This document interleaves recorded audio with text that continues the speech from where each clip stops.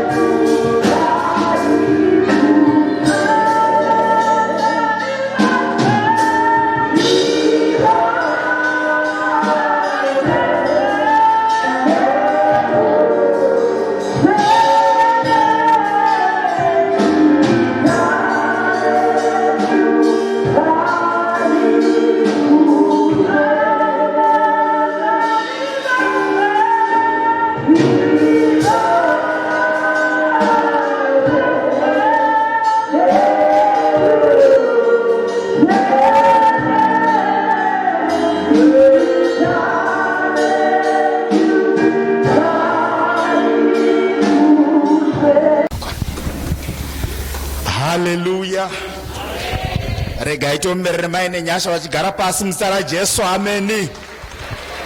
Aiwa tinotenda chose. Maita zvakanaka mauya kuimba yaMwari. Chimbotarisa ari parutivi pako. Ungovati babavo vari kumberi vari kuti waita zvakanaka kuuya kuno. Haleluya. Maita basa mai makanda nekutondinongedza kuti avo ndo vataura kudaro. Hallelujah. Mwari vakuitire zvakanaka. You can take your seats. Gara henyu pasi muzita raJesu. Amen.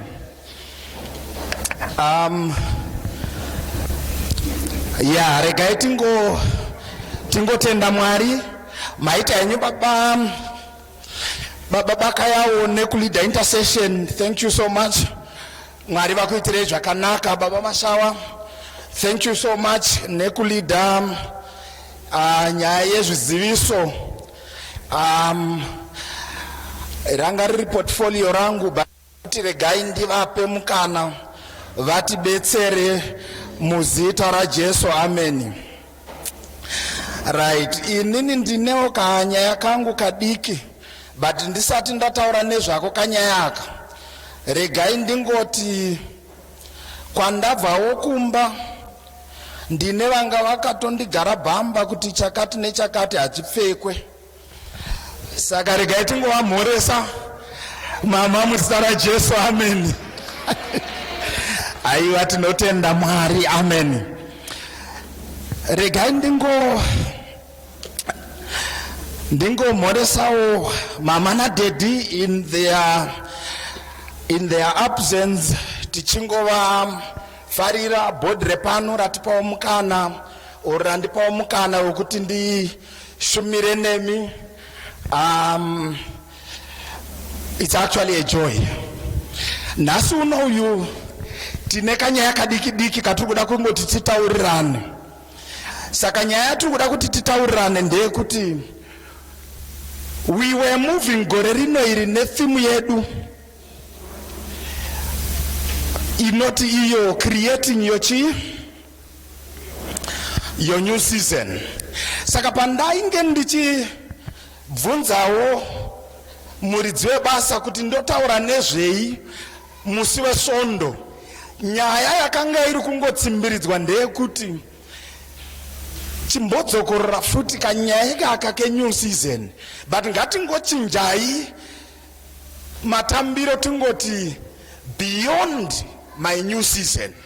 So the title of my message is actually Beyond My New Season, because zvakakosha oro zvinongonakidza kupinda mumwaka mutsva, but zvakakoshesesa kuti kana wapinda mumwaka mutsva, chinoitwa wapinda mumwaka mutsva ndo chandiri kuda kuti nditsimbiridze zuva ranhasi. Hallelujah.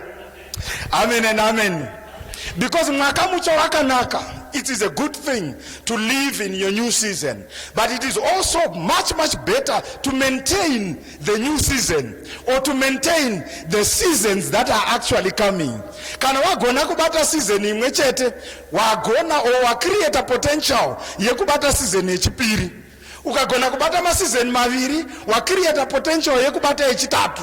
Ukagona kubata matatu wacreate potential yekubata rechi4, rechi5, rechi6, zvongoramba zvichienda zvakadaro mwaka nemwaka. Mwari vachingotutsira zvitsva zvinenge zvichiuya mukati meupenyu hwako. Hallelujah. Soko redu ranhasi handisi kuziva kuti ndichawana anondiverengera here, but it will be a good thing. Ndine mascripture angu matatu chete andichangokumbirawo kana kuti don't worry, regai ndiite zvekuverenga zvangu ndirini.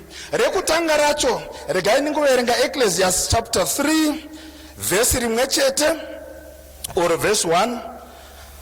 Tingobata tiri ipapo. Bible shoko raMwari rinoti, to everything there is a season. To everything there is a season and a time for every matter or purpose under heaven. So regai ndinyaso kuchiriverenga kamwe chete apa ningoriverenga ka1 munzwe kuti maybe rinonyaso kumeka sense. To everything there is a season and a time for every matter or purpose under heaven. Hallelujah. Rechipiri racho, it's Matthew chapter 4. Ndichatanga pa verse 17 kusvika pa 20 or 19 or 18 to 20, but regai ndisvikeko, then I will let you know. So Matthew chapter 4 ndo patiri kuda kuti tibate tiri. Regai ndi no regai nditangire pa, yes, I can start on verse 17. That is fine. It is okay. But maybe regai ngotanga pa 18 zvino zvinoita zvakanaka tosvika pa verse ya 20. So verse 18 inoti, as he was walking by the Sea of Galilee, he noticed two brothers. The first brother was Simon, who is called Peter. And then the second brother is Andrew, who was the brother of Simon, and they were throwing a dark net into the sea, for they were fishermen. So again, during verse 18, kamwechete 1. As he was walking by the Sea of Galilee, he noticed two brothers, Simon, who is called Peter, and Andrew, his brother, throwing a dark net into the sea, for they were fishermen. Verse 19, and he said to them, come after me as disciples, letting me by your guide. Follow me, and I will make you fishers of men. Verse 20, at once they left their nets and became his disciples, sided by his party and followed him. Yandukuerenga amplified version. Hallelujah. Vane maBhayibheri yavo ande kuna Isaiah chapter 1 verse 19. This one is actually part and parcel of what we have actually been what has been preached in this church over the last 2 years and even this year. Verse 19 to 20 iyo inote, if you are willing and obedient, you shall eat the good of the land. But if you refuse and rebel, you will be devoured by the sword, for the mouth of the Lord has spoken it. Regai tingona matamwari vatiitire zvakanaka. Jesu tinokutendai mangwanani ano. Baba tinokutendai nekuda kweshoko renyu, tinokutendai Mwari nenzeve dzedu, tinokutendai Mwari nendangariro yedu nemifungo yedu. Baba tibatsirei mangwanani ano, batsiraiwo ini pandiri kududzira shoko renyu, ndipeiwo simba mweya waMwari, mweya mutsvene, ndibatsireiwo pandiri kutaura Mwari zveukuru hwenyu nekugona kwenyu.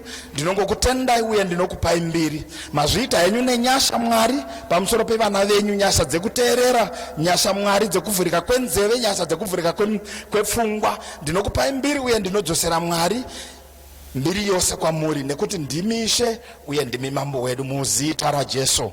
Amen. Hallelujah. Regai nditangire, ndichaedza nepese pandinogona kuti ndirambe ndiri panzvimbo imwe chete, ndirege kunyanya kumhanya because pane zvinoti zvikandibata ndinombotanga kumbomhanya pastage. But nhasi regai ndinyaso kudzikama zvangu ndiri panapa, ndanyaso kuti regai ndigadzire ndise pana chinhu chacho pano, because ndikasazviisa panapa ndinogona kunge ndiri koko nekokoko nechichi. Regai ndiite ndichitarisa panapa kuti zvindiitire zvakanaka. Hanzi unogona kutarisa ugoti chinhu ichi chinondidzikamisa naye, icho chichi chinondidzikamisa. Kuchiunza kwandaita panapa ndechekuti ndita sei, nditaka kudzikama panapa. So it is okay. Mwari vanongotiitira zvakanaka. Amen. So I want to talk about beyond your new season. What is it that I am going to look at? When I say beyond, I'm looking at not ipo panapa, but tichipinda mana 2022 tichienda kumberi uko, beyond your new season. There is one thing that we know, that this year's theme was actually about creating our new season. And the question we have is, Nasu unoyu. Let me pose this question kwamuri. Did you create a new season? Or did you experience any new season? Muvunzo wandruku pakwa uri. ondibvunza wandiri kupa kune umwe neumwe wedu. Because there are certain things zvandoda kuti nditaure pamberi apa zvokuti unogona kusaziva kuti wakanga utori mumwaka mutsva, iyo inogona kutambika yekusatoziva kuti mandiri kurarama umu mumwaka mutsva, kana kuti chandakaita pakati nepakati ndakatozvigadzirira mwaka mutsva ipo paya. Haleluya. Ndiri kungonamatira nyasha dzokuti ndikwanise kuzotsanangura ipapo. I know kuti pane vamwe vane zvinhu zvinobatika zvavainazvo zvavanoti zvegore rino iri ndakapinda mumwaka mutsva nekuti ndakabata chakati nechakati. Vamwe havatozivi kuti vakapinda here mumwaka mutsva, uyezve vamwe vanongoti wangu uchiri munzira, ndazarirwa nemazuva 10. Haleluya. Saka ndataura namhando dzevanhu vangani vatatu. Pane vandotoyaso kuziva kuti wangu mwaka mutsva ndakakrieta chakati nechakati, pane chinobatika chandakabata. Pozouya vamwe vanoti inini hangu handisi kunyazoziva, kutaura chokwadi pamweri paMwari handisi kunyazoziva kuti chakabatika here chegore rino iri kana kuti chemwaka mutsva. I am not very sure. The third set of people ndevaya vanoti wangu inini hausi kulimitwa nekunyorwa kunzi 2021, wangu mwaka mutsva uri kuuya. We have those kind of people. So do you know that hama munashe, new seasons, they come in different forms. Amen. At times zvimwe zvinhu pane zvinobatika nezvimwe zvinhu zvisingabatike. Zvinobatika, yes, unogona kuti izvi zvaoneka, but there are certain things zvisingabatike zvinenge zvichitaura nenyaya yemwaka wako mutsva, but hazvisi zvinhu zvekuti zvinobatika. I can give you an example. If you have an idea, iyo nyaya kungoti ndine kaidea kandiinako, do you know kuti kaidea kauinako kanogona kuchinja season yako, kanogona kuchinja ramangwana rako, kanogona kuchinja upenyu hwako. But it's not something chaunogara uchitoti ndatora idea yangu ndaisa muhomwe. It's something that is actually tangible. It might actually not be tangible, but it can actually be your new season. Hallelujah. Kurava kuti gore rino iri pane vamwe wakamuka vaine tumwe ideas kana kakungorota iwoyo wakanga utori mwaka mutsva wako. Hallelujah. Because some of those ideas were not part of you, but they came because of the new season that God is trying to get you into. Amen and amen. Hallelujah. So an idea can actually be something that can create your new season. Vamwe new season yenyu yakauya through ma connections amakangowana. Mamwe acho ma connections akauya musingafungire, but nekuda kwekuti pamwe zvinhu zvakajairika hamuna kuzvibata kuti uyu utori mwaka mutsva wauya mukati meupenyu hwangu, just because I am connected to so and so, I am connected to this person, I am connected to that person. Those connections can change your destiny, can create a future that is not the future that you are living. That is not what you are living now. You can create a better future just because of your connections. Saka pamwe kana wanga uri kutsvaga chinobatika, I know pamwe wanga uri kuti no, inini mwaka mutsva wanga uri kufana kuuya through imba nyowani yanandiri kufana kunovaka kana kuti yanandiri kufana kundogara. But rega ndikudze, idea yauinayo can create the house that you want. The connections that you now have can create the house that you want. So sometimes zvinogona kuuya zvisingabatike mumaoko, but the question yekungoti you have an idea, you have the connections, can create what you want. Hallelujah. Amen and amen. So you need to also understand that your new season could have actually been some improved relationships. Pamwe murora na hamwe ne wanga vasingataudzana. kutaudzana izvozvo zvacho. It's actually a new season, because a new season yekurelata kwakanaka ine chekuita neutano hwakanaka hwemhuri, neutano hwakanaka hwako iwewe sedunga munhu. Saka your new season could have been nyaya yekungoti you now have some better relationships with your in-laws, some better relationships namanager wekubasa, some better relationships nemurungu wako, some better relationships nemacollaborator ako, some better relationships nevamwe vekuchechi kana vemuboka raunoshanda naro kana musel group mako kana mupresident worship team. Those relationships can actually be a new season. Hallelujah. Hatisi kutarisa zvinobatika chete nemaoko nezvinooneka nemaziso, but izvozvo zvekungoti I now have better relationships nevanhu can actually be a new season to you. Hallelujah. Because hama munashe ramangwana rinogona kukanganiswa kana ukama husina kumira zvakanaka nevanhu. Saka ikoko kunge ukama hwakatogadzirisika, it's actually a new season. It can create a future.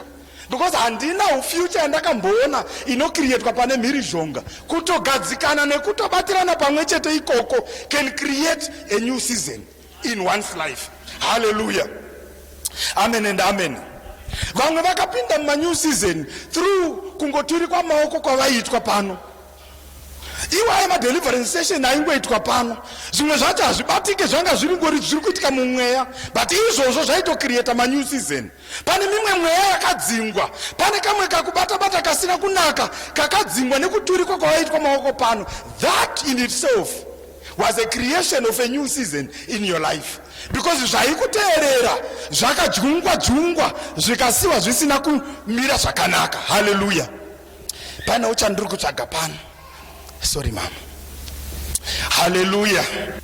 Saka your new season could have been something that you zvawanga usina kukwanisa kubata nemaoko, but zvakauya nekuda kwekungoti you related with somebody, nekuda kwekuti wakaturikwa maoko pano. Izvozvo zvega zvinogona kuunza a new season. Do you know kuti pane ma-new season anongouya through some raised desires, kakungodokwairira kuda kungoita zvimwe zvinhu zvawanga usingasimbonyanya kufariri kuita. Iyoyo, that raised levels of desires can actually be a new season in your life. So you need to understand that it's not only zvinobatika or whatever. Sometimes new season imwe inouya need the ability to tolerate vamwe vatendi. Hallelujah. Matimi kungave zvinyowanere patakapinda kumasangano akawanda, kazhinji chinowanzo kunetsa vanhu inyaya dzekudyungana tikanga tiri mudanga rimwe chete. Hallelujah. Pane here vasingazivi kuti zvinoitika nai? Asi ndiri kutaura zvamusina kumboona. Sevana katinongodyungana vane vana kumba vanotozviziva kuti kumba pana kakuchemedzana kanomboitika. Ndizvo zvonesu munoti namama nadhedhi tiri vana, kana tiri vana mukutamba umu tinogona kuita sei? Kubayana nekudyungana kubudikidza nemashoko, kubudikidza nekutaura, kubudikidza nekuita. Izvozvo zvacho zvekuzongodzidzawo kuti kana ndadyungwa namai Chuma ndinogona kunge ndogona kuvatorareta kamwaka mutsva kasizeni kari kutouya muupenyu hwangu kekuti ndiri kugonawo kuita sei kurileta nevamwe vangu oro ndikurileta nevamwe vana mukati mekereke. Izvozvo zvakakosha because zvine chekuita neramangwana. Hallelujah. Pane kamweya ikako kanongotiitira zvakanaka. Bhaibheri shoko raMwari pandaverengesa pana Ecclesiastes chapter 3 verse 1 inoti to everything. Kana zviri kunzi to everything zvinoreva kuti to everything. Hapana chiri kusiyiwa chakanaka nechakaipa, chiri neutral nechisiri. To everything there is actually what? A new season. And there is a time for every purpose under heaven. Do you know that each season is different from the others? And in some seasons panama zuva tinogona kuwane a day longer than the night. In some seasons you can have a night that is actually shorter than the day, or sometimes it is longer than the day. But you need to understand that each season is actually characterized by specific attributes. Each season ine zvayo. And hallelujah. Because hapana season isina zvayo. isusu atinoziva masizeni ndeaya akaiswa nekuda kwekuti nyika inotenderera pazuva. Kana nyika ichitenderera pazuva, zuva ndoriri stationary. The earth is actually rotating around the sun, and in that rotation we have creation of new seasons. By creation of new seasons ndo patine masizeni emashama, toenda muautumn, toenda muwinter, toenda muspring. Iwayo masizeni iwayo ndine musi wandakamboparidza pano nenyaya yemasizeni. But one of the things, in order to just summarize kune vakakanganwa, summer inongomirira growth, ine zvekupenya penya nekunaya kwemvura seizvo zviri kuitika izvozvo izvi. Summer ine nyaya yekuti kana wadyara zvinhu zvako zvoda kuchengetedzwa, zvoreva kuti kana dai uri kuita business rako, kana iri season yesama tinochengetedza zvataita sei, zvatadyara tichiona kuti zviri kukura here, because inguva yesama. Tikataka kuenda muautumn ndo muya mekuti taakuita sei, taakufanira kuchiharvesta, taakugutsikana nezvatakaita sei, nezvatakadyara takazvichengeta zvakakura, tiri kuzvigadzirira matura. Kana paine vakakurira kumusha kunenge kwedu, tinenge taakuenda musango kunotema mapango ekuti tigadzire matara ekuisa pamusoro pakati kwirirei, pekuti tikaisa chibage mombe hadzikwanise kusvikira, chiome chiri ipapo. Kana chaakubva ipapo kungonotsokonyorwa toisa mumasaga, tobva taisa mushonga uya wainzi shumba. Baba shumba mundiregerere. Wanga wariko mushonga wakadaro, hamene kuti ndiriku iko zvine zviriko yane mamwe mazita, ukangoenda ukabhati ukangotaura kuti ndiri kuda shumba wanokupa, because hapana asingazvizivi kuti ndo basa rayo. Hallelujah. Saka isizeni iyoyo yeautumn. Kana tazopinda muwinter, muno season yayo yekuti things will be dry. Uyezve sometimes hapana chinokurika, ukaona chinhu hapana chinenge chinyanyonakidza, uswa hwese hunenge hwakaoma. But kuoma kwazvo hazvireve kuti summer haisi kuuya, hazvireve kuti spring haisi kuuya. Kana taakuzosvikawo muspring kunana September, October uku, munongoona zvinhu zvakungochinja. Vari kumusha kwedu vanotipfumvudza, ndo nguva yayo. Miti inenge yakutanga kuita mashizha manyowani, mipichisi yakutanga kuita maruva, chakati nechakati chinenge chakutanga kuita regenerate in the process. These are actually some seasons. Hallelujah. Amen and amen. So do you know that God is actually a God of seasons? Hallelujah. He is actually a God of seasons. Do you know, Guti, just as the earth revolves around the sun, your life and my life should also revolve around the sun. Right? The earth revolves around the sun. S-U-N. Hallelujah. Your life and my life must also revolve around the sun. S-O-N. Abenoti mandibata here. Pane dambudziko rekuticha karinonetsa, unotarisa zviso zvevanhu. Ukaona chiso chacho chinonyatsa kutaura kuti zvataurwa panapa zvinonyatsa kunzwika, hazvina kubatika. Right. Ndiri kuti nyika inotenderera pazuva. Iwe neni upenyu hwedu ngautenderere pana Kristu. Hallelujah. That's why I was saying the sun, S-U-N, ndiye wezuva.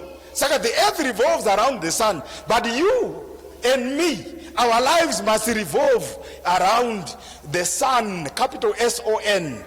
Iye ishe mwanakomana wa Mwari, upenyu hwedu hunofanira kutenderera paari, paari iye. Saka mukutenderera kweupenyu hwedu paari, tinocreate masizeni. Because it's inevitable kuti pai nyika igotenderera pazuva pagoshayikwa masizeni. Iwewe nene tikatenderera pana Kristu, upenyu hwedu hunowanikwa huchiraramika in seasons. Hallelujah. You know, remember, to everything there is actually a season, which means kuti there is a reason for every season and there is a purpose for every season. Hallelujah. Do you know, kuti, sometimes we fail to understand our seasons, but they come in different forms. They come in different shapes. Even if pane vamwe vatotoziva, kana kuti regai ndirege kuti pane vamwe vatoziva, regai nditaure nezveupenyu hwangu. Pane imwe hama yangu yandanga ndakamaka muupenyu. ndoziva kuti pana Mwari kutoti heya vanotombomakawo. Unenge usina kumboitirwa zvisina kunaka. I mean, kana waitirwa zvisina kunaka hazvifadzi. Muri kunzwa zvandiri kutaura? Pane imwe hama yangu yandanga ndakamaka, but kumaka kwakazopera nenyaya yekuziva kuti my life revolves around the sun, S-O-N. Hallelujah. But hama iyoyo ndanga ndakaimaka. Munoziva kuti yaita sei hama iyoyo? Hama iyoyo yaita make sure kuti kana ndakuenda kuchikoro mulunch box mangu hamuna chinhu. Hallelujah. Pakatoipa. Wadziva kuti munoziva kuti kuHarare marumu anenge ari mashoma, taiwanza maroji. Saka kana wasvika uri kuvhizita waiwanzonzi rara mudining. Manje mudining makazoita carpet zvikanzi magumbezi ari kusara pacarpet. Patiri kutsvaira tiri kuzoshupika. Madii kunge mamuvha mandorara kubathroom kuti zviite zvakanaka. Izvozvo zvacho izvozvo ndo zvakaita kuti ndimake munhu. Hallelujah. But regai ndikuudzei, pane gore randakazochinja, randakazoona kuti aiwa, actually what I went through was actually a training for a season. Inini pandaizviona ndaifunga kuti ndiri kujigidzwa chaizvo, ndiri kukanganiswa pano, but it was a training for a season. Tine hama muno dzakarerwa nemastepmother kana mastepfather, but uchifila kuti panapa handisi kunyatsokubatwa zvakanaka. But do you know kuti kamwe kacho katraining kekumutswa kuseniseni kaya, usina bhutsu, usina chii, uchitsvairiswa pamukowa, uchiita sei, itwa tumadyuti twataiita tuya tichiroja, kunana chitungwiza uko, kunana chichi, tichimukira kuseni, uchitsvaira muchinzi ndimuri padyuti, ndimuri kuita sei, vamwe taifunga kuti aiwa tiri kuabhuzwa. But zvimwe zvacho zvazvine chekuita nesizeni yekuzomaneja mhuri yako nemba yako iko zvine izvi. Hazvikunetse kutsvaira mumba, baba vanogara vachifara. Nekuda kwesizeni, nekuda kwepawakambopfuura napo. It was a season. Hallelujah. But that particular season, sometimes God creates the seasons for you to learn. Vanenge vachikuprepara ramangwana. Hallelujah. But kana zviri kuitika zvinenge zvichirwadza. Unenge uchiona kunge vamwe vanhu vari kundivhiringidzira panapa, vari kundikanganisa. But it has got to do with your tomorrow. It has got to do with what is coming. It has got to do with everything that you know that pertains to actually life. So there is a reason in that particular season. So if you are passing through some winter, ingori dry, uri kungofila lonely, zvine reason yazvo. Kungoti hako ndiwe hako usiri kunyatso kuzviona kuti reason iri papi, but pane chikonzero. Ndaitarisa nyaya yekuti what is it that I can take beyond the new season? So one of the things that I learned was I went through the life of Peter. And this is where I read in Matthew chapter 4, kubva verse 18 kusvika verse 20. Because upenyu hwaPeter wa Simon Peter hunondiita kuti ndinyase kunzwisisa nyaya yekuti if I am in a new season, what is it that comes beyond my new season? What is it that comes after my new season? Pandangoverenga pa scripture ndaverenga, nyaya yanga iripo chete ndeyekudanwa kwaPeter. Kuti siya zvauri kuita sei, siya business rako rekuita sei, rekuredza hove, come I will make you a what? A fisher of men. Or you guys come, I will make you fishers of men. Kureva kuti mwaka wa Peter wakachinja paakatenda kudana kwa Kristu. Hallelujah. He got into a new season. Saka season yekuredza hove yakanga yaita sei? Yapfuura apinda musizeni yekuita sei? Yekuredza vanhu. Hallelujah. So to Peter, his call was a movement into a new season. Amen and amen. Hallelujah. So you need to understand that the moment you get into a new season, every new season comes with new changes. Can we say new changes? Hapana season inouya isina ma new changes. Peter aita basa rekuredza hove, ndoranga riri bhizinesi rake, ndo zvairaramisa mhuri yekwake izvozvo zvekuredza hove. Ndo vanga vaine nyaya yese, vaiziva kokukandira maneti, vaiziva saizi yemaneti, vaiziva kuti tambo dzacho dzinofanira kunge dzakakora zvakadii. Ndo kwanga kuri kwake, ndo yanga iri profession yake, ndo maanga akagadzirirwa imomo, ndo zvaaiziva izvozvo. That was his profession, ndo zvaakakurira. But musi waakadanwa naJesu, he went into a new season where he was not supposed to fish using nets, but he was now supposed to what? To fish vanhu achivaunza ku kingdom. Hallelujah. So usually a new season, when it comes with changes. So it means that Peter changed from being a fisher or a fisherman to actually being a what? A preacher in the process.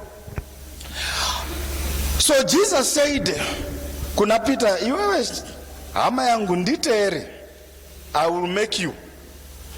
Which means actually at that particular point, Peter stepped into a new season. And that new season brought new changes in his life. Hameno kuti pana mwanomboimaginawo here sezvandomboita, indine kaproblem kekuimagina. Ndombofunga kuti pakadzoka Peter kumba ubva asvika ubva ati vakomana zvemaneti zvandichaiti. Apa paine timu ranga rakatarisira chi? Hazvirevi kuti anga asina market yake kaifish. Anga atoriwo anga ine maclients anenge akamirira fish. Ubva asvika abva ati varume zvamakatarisira zvehowe, ini handichaita sei? Handichaita izvozvo. Nyaya yandakutoita ndeyekuti imimika chiteirai murume wandakuteera uyu. So to Peter, that season or those changes, they actually, or that new season for him, it came with some changes that actually came. So in essence, he stepped into his new season, and obviously he was transformed in the process. And in other words, Jesus was going to make something that Peter wasn't before. Hallelujah. So this one was more than a change, yes, but actually there was a change within his own soul. Hallelujah. Amen and amen. Pane kanyaya kandakamboverenga.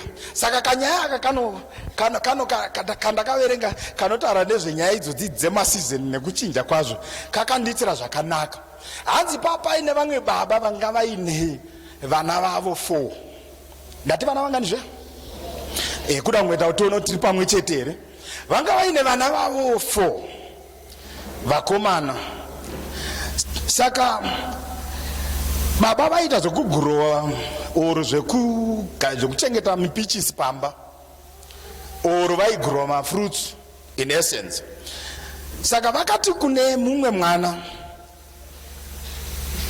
mutime yewinter ndokubva ati enda unonditarisirawo muti wangu uri papo panzapo kuti wakaita sei, undipo ripoti yekuti muti wauyu wakamira sei. Hanzi mwana akadzoka akati baba muti wenyu ndauona, but kana muchitoda huni idzozi dzekubikisa ka munogona kutoutema muti uyu because wakatooma zvawo. Kutooma hauna kana chinhu. Kana muri kutoda huni ende mutonotema izvozvi munosvikira matodya sadza panapa.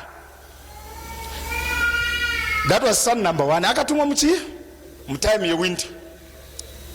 Son number 2 vazotumwa around September kuti iwe shamwari enda unotarisa muti wakaonekwa namukoma wako undiudze kuti muti wakamira sei. Mwana ndobva atoti baba wakutoita maruva izvozvi so ndiri kutoona uri kutoita mashizha akuita kunge roda kuita green. Muti uya unenge wakuita zviri right, wakuita uchiita kunge hauna kufa baba, uri right, mupenyu wakutoita maruva mufunge. Hallelujah. The third son kubva azotumwa muna December kunzi enda unotarisa kuti muti wangu uya wakaita sei. Zvikanzi baba muti uyu it's so green and mafruits acho akutoibva baba, tinogona kudya pano, togona kuita sei, togona kutoitirwa zvakanaka panapa because muti uyo une mafruits baba, ane mavitamins ese, tinogona kuitirwa zvakanaka. Hatichada kunotenga masupplements. because muti wedu wane mafruits ane zvese zvatiri kuda. Hallelujah.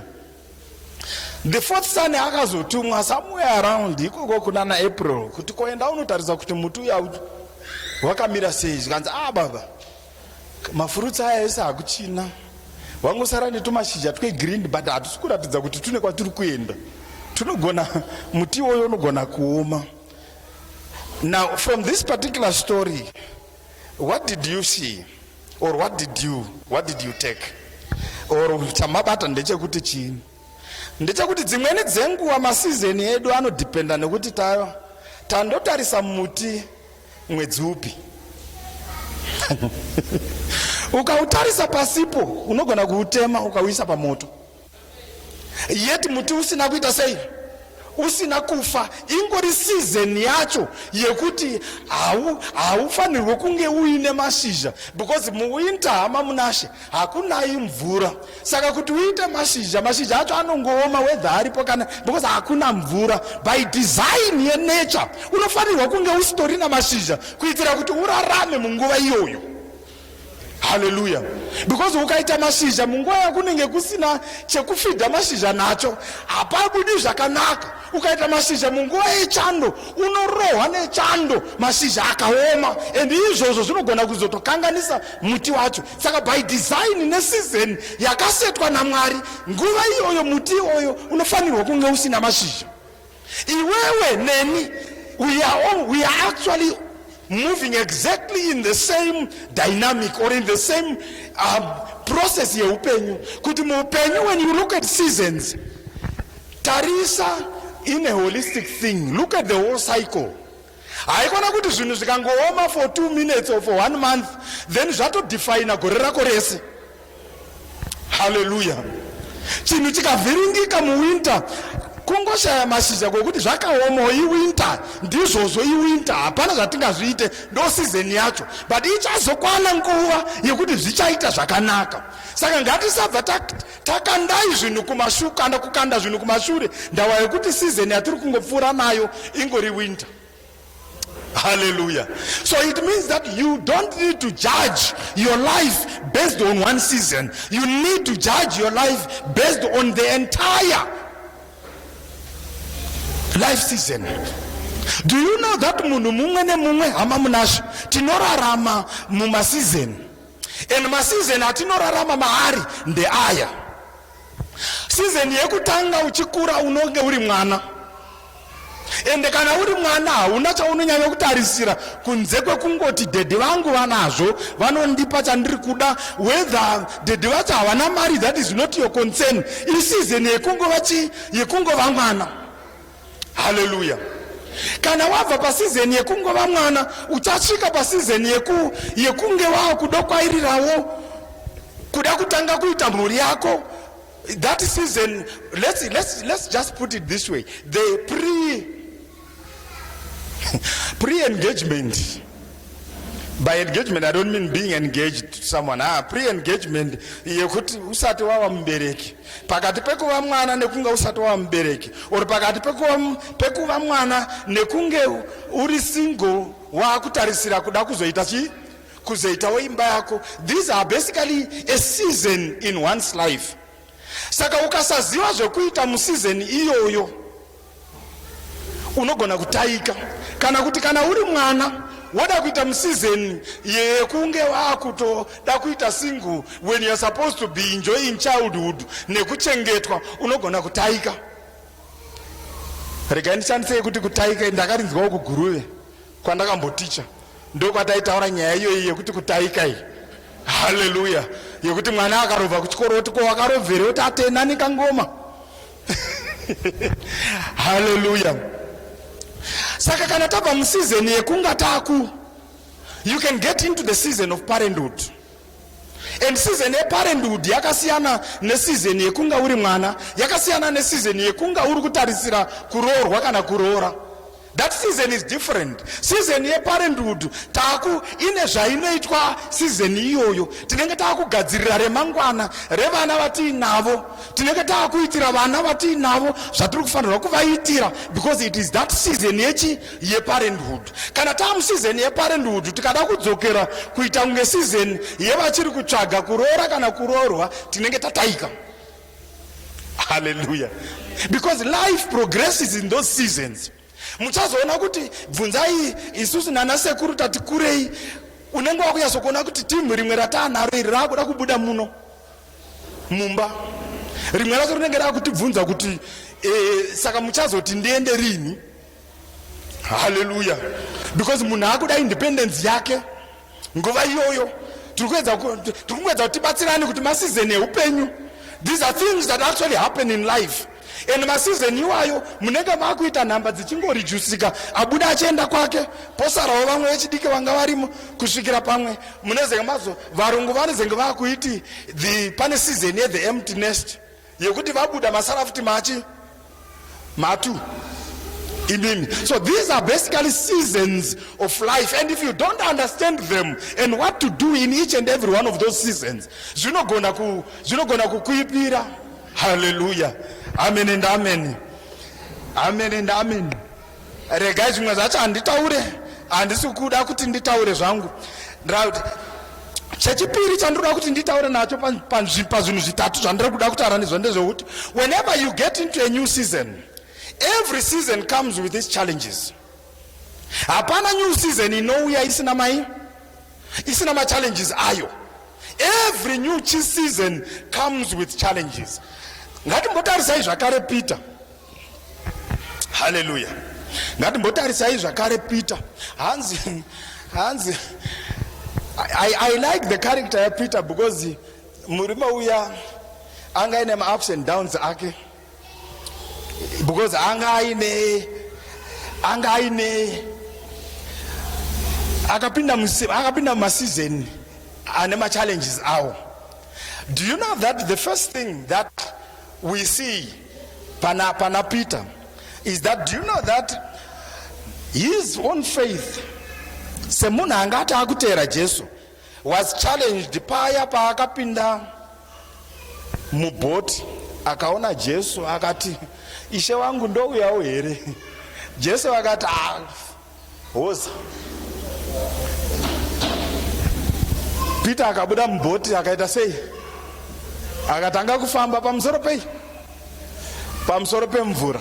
Although Bible rinozoti zvaro akatanga kunyura, but however isusu vamwe hedu togoziva kuti wakomana kana yasvika panyaya yekunyura haunzi atanga kunyura, zvinongonzi chubwi zvotoperera ipapo. But yekwapita yanga iri slow even kunyura kwacho, kokuti akazosvika akadzika sei akazobatwa handiti. So his faith was actually challenged munew season yaakanga aita sei yaakanga apinda iyoyo. So every new season comes with its challenges. Do you know that even his feelings as an individual were also challenged? You know, when he was actually walking with Christ. Munozati pane pamwe pa indinongonakidzwa zvangu, because Jesu vanga vasina mangwana kana vari panyaya yekutaura, because iyi ndo nyaya yakaonekwa naPeter apinda munew season yake yekuti akabva anzi, get you thee behind me Satan. Hallelujah. I mean, I don't know kuti isusu sevana baba jiriji ndikasvika baba makanda ndoti mukatara chisina kundifadza ndobva ndati, get ye thee behind.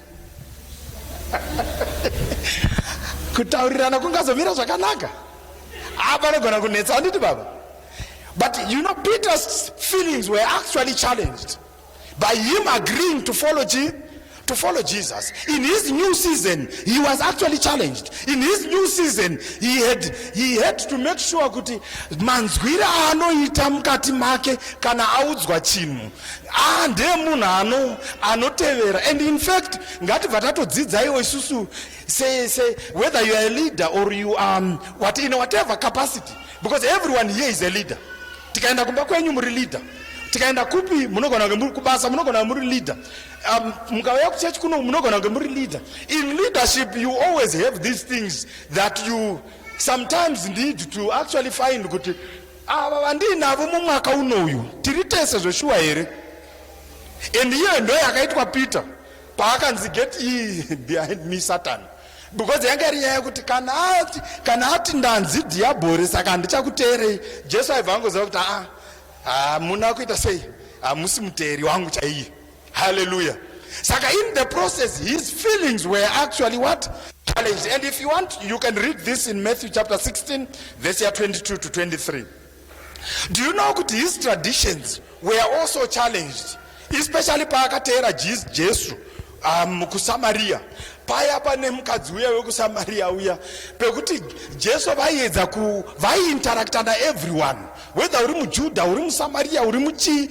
Izvozvo zvacho it challenged Peter, izvozvo zvokuti Jesus would interact with each and everyone. So it impacted on his own traditions and his own beliefs as somebody angapinda mu new season. So do you know kuti every new season it comes with its own what? Challenges.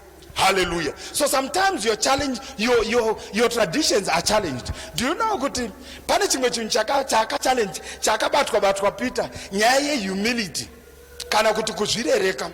Paya pakadzika Jesu achisuka or achigeza tsoka dzevadzidzi, that actually impacted on Peter's humility as a follower. New season ya Peter, his humility was actually challenged as a result of that. Vanoda kunge vachiverenga, you can read Matthew chapter 26 verse 58 in his. Do you know that his commitment to Jesus was challenged in his new season? Akayasonzi iwewe shamwari uchandiramba iwe. Iye akati inini chaiye kukuramba inini, ndakatosiya manetika, muri kundiona sei kwemimi.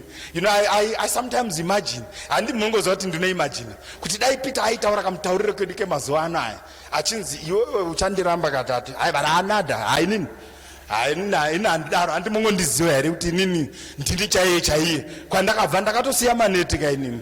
Munondiona sei ndakasiya zvekutoredza izvizvi, ndafamba nemi makambonditi get thee behind me Satan, ndichiringokuteerai motaura kuti hanzi ndichakurambai. Munonyazondiona sei chaizvo. Haikuimagina kwangu, handiti kuti ndo zvaakaita, imagination yangu, but ndiringotaura chete kuti paairamba apa kana ndikuti imagination yangu zvoreva kuti inga bhaibheri rasinonyasotaura kuti komana dai zvinhu zvese zvakaitwa naJesu zvakanyorwa pasika zvaisakwana kuti tizvitakure.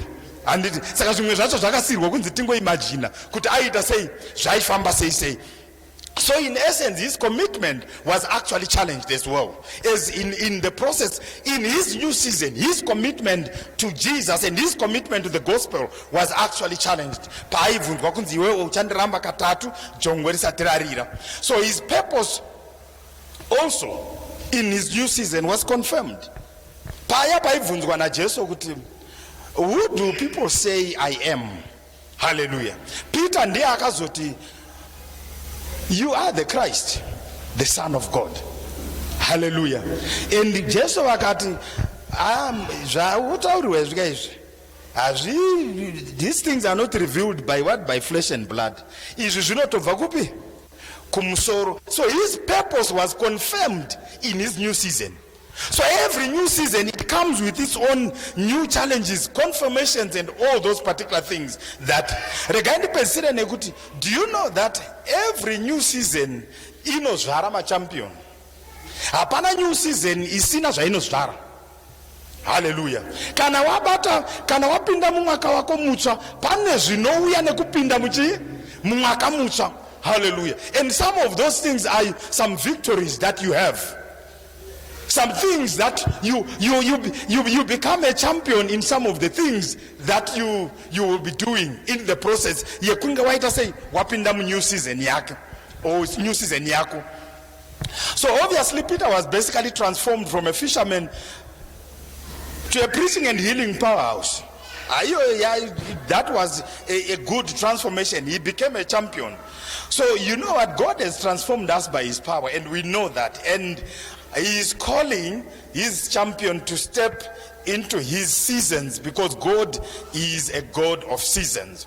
So we are stepping into or beyond our new season, because there are a lot of things that God has opened for us. Do you know that kuneva ngava pane vanga vakatsikirirwa, but because of the new season vakanzwa kusunungurwa nekuitirwa zvakanaka. Pane vanga vachinzwa kuti vanga vakakanganikwa nekuda kwemwaka mitsva iyi, aiwa tinonzwa kuti takarangarirwa. Haleluya. Kunyaso kunzwa chaiko kuti takarangarirwa, kune vane zvakaba zvinobatika zvavakaona, pane vakatonzwa kuti vakarangarirwa. Pane vanga vari kunzwa kuva depressed chaiko, I know some, because of the new season they went into rejoicing. Pane vanga vachifila kuti aini nangu I'm rejected, but because of the new season you feel you are accepted.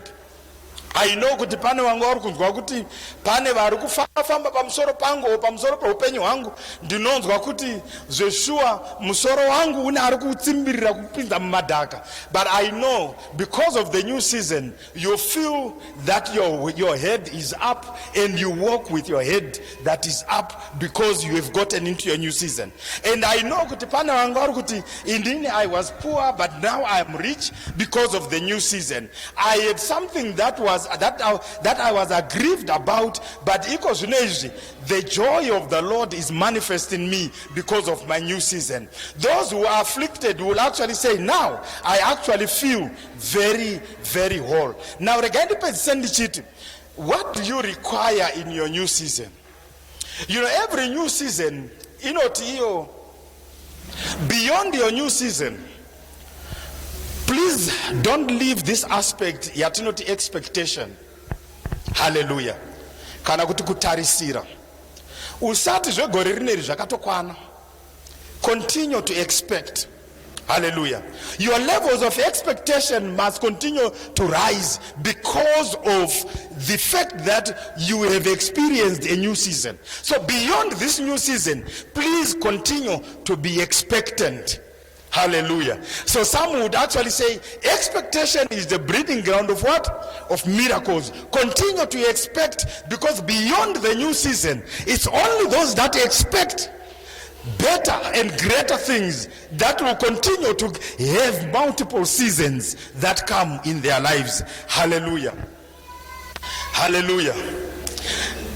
Don't give up in winter, because you will miss the promise of spring, the beauty of summer, and the fulfillment of autumn. So obviously for your next, as you look beyond this season, please continue to do some planning. Planning must always be your priority. And every plan must actually be based on the season that you are in. Kana uri mu winter, your plan must be the plan of spring. Pachatanga kubuda zvinu. Kana uri mu spring, your plan must be, what am I going to do in my summer? Kana uri mu summer, your plan must be, what am I going to do in the time of harvesting? So your planning must be season based, and it must be dependent on the season that you are in. Pane mumwe ari kundibvunza kuti saka ndinozoziva sei kuti ndiri mu season ipi? Ma seasons haanetsi kudetermine, because obviously a season of dryness is winter. A season of plenty is basically that summer autumn part when you harvest. Ndosaka even chiroto cha Joseph chakazomupinza muchigaro mumba yaFaro, it had to do with seasons. Iyo nyaya kugona kuinterpreta ma seasons yekuti ngatichengetedzei for the next 7 years, because tichazowa nemamwe makore enzara anoita 7. That in itself, kana tapinzwa in the season of plenty, let's plan for the season where we will not have, because winter is coming. Hallelujah. Kana tambozvipiwa ngatichengetedzei kuitira season yatinenge tisina. So that is the planning. Ngatirege kuti kana tazvipiwa panguva yebonus inoi tobva takwatura zvese, January asvika takungochema kuti January disease. Handangoti ndipfuura oneko. handisina hangu kutarisira kuti ndichapfura neko, but it involves planning. Handizvere kana yambouya yakawanda ngatichengetedzei, because pane season yatoziva kuti tinenge tisina sei, zvinenge zvisina kunyanyo kuwanda. Panguva iyoyo tinobatsirikana. Hallelujah. Amen and amen. Pane vamwe vanoti hanzi, you know what, you also need, when you're looking beyond your season, also learn to recognize your potential and your limitations. Hallelujah. And you know what? Don't let the pain of one season run the rest of your season. Kana ndavhiringika muwinter, zvabva zvavhiringidza neautumn nesummer nezvese, because ndakavhiringidzika muwinter. Aiwa vana baba nana mainga izvozvo, aiwa hatifaniri kudaro. Amen and amen. Pain ye one season ngairege kuita sei, kubva yaramba ichingoenderera zvekuti affecta mamwe masizeni ese. Endingirikeni ndine vamwe maiguru vangu vaiti vakavhiringidzwa vaibva vatanga kuchema zvekuti kana kumunda vaisazoenda, but vachitarisira kuda kuzodya nekuzokohwa pari kukohwa vamwe. Hallelujah. So don't let the pain of one season affect the rest of your seasons. Hallelujah. Don't judge life by one season. Beyond this new season, please don't judge your life by what? By one season. Ndikuweza kusummarize zvanandichitaura zvezvikomana zviya 4 zviya. Don't judge upenyu by season imwe chete, because unogona kujaja upenyu neseason of dryness wobva wafunga kuti zvinhu zvese zvakaita sei zvakaoma, when in actual fact there are seasons when things are actually blooming and actually flowering. So you need, finally, hamamunasha, in life, the best season is driven by minding your own business. Pana ne Bible reshona. Ndukumbira ndoerengero 1 Thessalonians 4 verse 1, ndangoti ndi verse 11 ndipese nei papa. Hallelujah. Haini zvinonditira zvakanaka zvema seasons izvi. Amen and amen. Hallelujah. Because a new season is 1 Thessalonians 4 verse 11. Pana nereshona. Because rechirungu rine zvarinotaura ndopanyanya reshona. Hallelujah.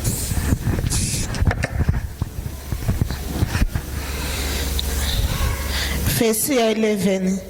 Shingirirai kuva nerugare, mumwe nomumwe abate zvake, muchibata basa namaoko enyu sezvatakakurayirai. Hallelujah. Maita basa mai makanda, vaomerere vachigara pasi. Hallelujah. You know, the Bible is very clear, verse 11. As make it your ambition and a definite endeavor to live a quiet life. Sometimes sometimes it is one of those other things that I actually look at. And you should mind your own affairs. You get what I'm saying? So beyond your new season, tend to mind your own affairs. Hallelujah. Because chinoanzoitika ndechekuti ndikafokasa nezvinhu zvekwana azhakata, it means kuti kwangu inini kwakatomira. Hallelujah. Baba ndikafokasa nezvekumba kwenyu, it means kuti ndine pandiri kutofanira kunge ndamira kufokasa nezvekwangu. Hallelujah. So the Bible says endeavor to actually live your own, mind your own business, because if you don't mind your own business, or if you mind other people's businesses, yours harina anogara ari kuita sei, ari kuriminda, because you then miss your season because you are busy minding other people's businesses. Hallelujah. Amen and amen. Ipapo ndo izvozvo ndozvandangoto ndingopedzisira nazvo kuti even as we continue, ngatishandisei maoko edu izvo sezvatakapiwa Hallelujah. We use our own hands, we mind our own business. Because if we mind our own business, it has got to do with us minding the seasons that God has actually placed us in. Izvozvo zvinotibatsira kuti kwatiri kuenda tifambe mune rakanaka. Hallelujah. Saka ndanga ndichiti chii nhasi? What I was basically saying is, takapinda mumwaka mutsva, vazhinji tichiziva tichiona, vamwe vatobatawo zvandataura nhasi kuti pamwe nyaya dzekukwanisa kungoreleta nevamwe yakanga iri tongori mwaka mutsva wako. Hallelujah. Kana kuti nyaya dzekukwanisa kuwadzana nevamwe kumusha nekuwadzana nevamwe pamunogara wakanga utori mwaka mutsva wako. Saka nyaya ndiri kungotaura ndeyekuti beyond your new season there is actually greater things that are actually coming. Why? Because our God is a God of seasons. Saka pane zviri kuuya mama, pane zviri kuuya baba, pane zviri kuuya mukoma nasisi, zvine chekuita neramangwana rako nesizeni yako. Usati zvegore rineiri zvakatoita sei zvakavharana zvakadaro. No, there is something that is coming your way. There is much more that is coming your way. Why? Because God is a God of seasons. It doesn't matter what kind of season you may have gone through. If you had a new season, understand that certainly one way or the other, there is another new season that is coming. And whenever that new season is coming, it is actually going to actually elevate you to a greater place than where you are. Do you know, we have got greater things that are actually coming our way. The only thing that we have to do is to raise our levels of expectations, to raise our levels of understanding, to raise our levels of faith in actually trying to get to the next season that is actually coming after this very season that we have actually enjoyed and that we have embraced. Izvozvo zvatakabata zvatiri kunakidzwa nazvo, kune zvimwe zviri kuuya zvatakagadzirirwa naShe. Hallelujah. Kune zviri kuuya kumberi uko, izvozvo ndo zvandiri kuti beyond your new season. Saka tiri kutarisira takatarisira kuti ramangwana riri brighter than what we are actually experiencing now. So we have got greater things that are actually coming. Ngatisimukei hedu pamberi paMwari. Hallelujah. Ndokuti ungoenda pamberi paMwari iwewo ungonamata, chingotenda Mwari negore rino iri, even nemazuva ari kungouyayo, tingoti Mwari makaita henyu gore rino iri. Vamwe takabata ma new season, but we know you are God of seasons. There are greater things that are actually coming in our lives. Izvozvo ndo zvatiri kuda kuti tingonyengeterera tichingotenda Mwari.